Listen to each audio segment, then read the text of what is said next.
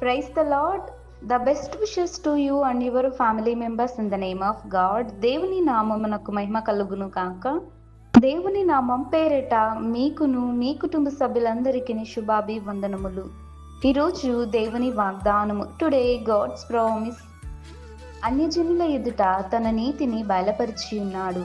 కీర్తనల గ్రంథం 98వ అధ్యాయం 2వ వచనం. He has revealed his righteousness in the sight of the nations. The book of Psalms chapter 98 verses 2.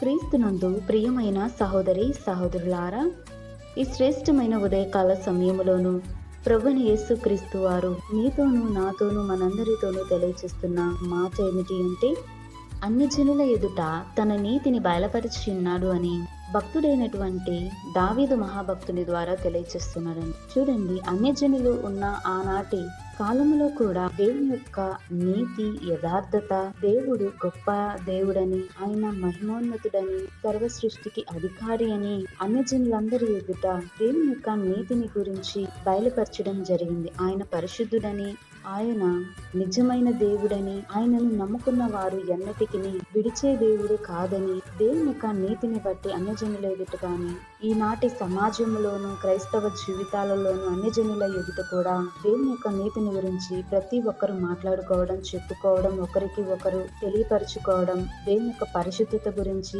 ఈయన నిజమైన దేవుడని, ఆయన తోడుగా ఉంటాడని, దేవుని గురించి అన్ని చోట్ల ఈ ప్రపంచ దేశాలన్నిటిలో దేవుని యొక్క నీతిని బట్టి బయలుపరచడం జరిగినదని. అయితే ఈనాటి సమాజంలో కూడా మనము దేవుని యొక్క నీతిని కాపాడాలి. ఆయన నిజమైన దేవుడని, ఆయన యొక్క సువార్త పరిచర్యలోను, దేవుని యొక్క వాక్య పరిచర్య అన్నిటిలోనూ దేవుని సేవ నిమిత్తం, ఇంకా ఎవరైతే దేవుని తెలుసుకొనక జీవిస్తున్నారో ఇదే లోకము, ఇదే జీవితమని ఆ భ్రమలో బ్రతుకుతున్న వారు కూడా తెలుసుకోవాలని, దేవుని యొక్క పరిశుద్ధత గురించి, ఈయన నీతిమంతుడని తెలుసుకోవాలని ఈనాటి ప్రపంచం ద్వారా దేవుడు మనందరితో తెలియచేస్తున్నాడు. కనుక విశ్వాసులైన మనమందరమును మన ప్రభువైన యేసుక్రీస్తుని గురించి, ఆయన మాటలను, దేవుని యొక్క వాక్కును గురించి పరిశుద్ధ గ్రంథం ద్వారా మనము అన్యజనులకు కూడా తెలియపరచాలి.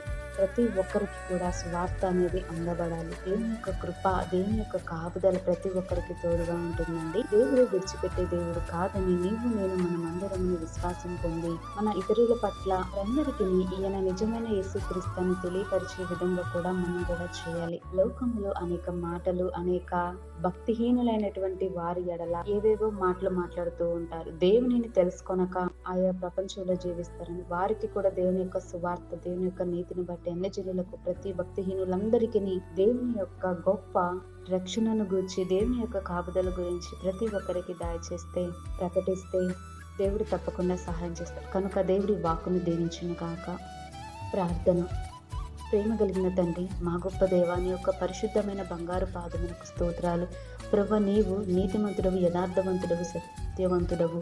ప్రభు, అన్యజనుల ఎదుట నీ నీతిని బయలుపరిచున్నావు దేవా. అదే రీతి ఈ లోకంలో జీవిస్తున్న భక్తిహీనుల వల్ల ఎందరైతే ఉన్నారో ప్రభు, వారందరికీ నీ యొక్క నీతిని, రక్షణ భాగ్యము, నీ యొక్క వాక్య పరిచయం ప్రతి ఒక్కరికి అందబడేలా సహాయము దయచే. ప్రతి ఒక్క దైవజనులను కరుముగా దైవజనులందరినీ వాడుకొనమని కోరుతున్నాం ప్రభు. నీవే సహాయం దయచేయమని, ప్రార్థనకు ప్రతిఫలం ఇమ్మని కోరుతూ యేసయ్య నామమున అడిగి వేడుకొంచున్నాను తండ్రి. ఆమేన్.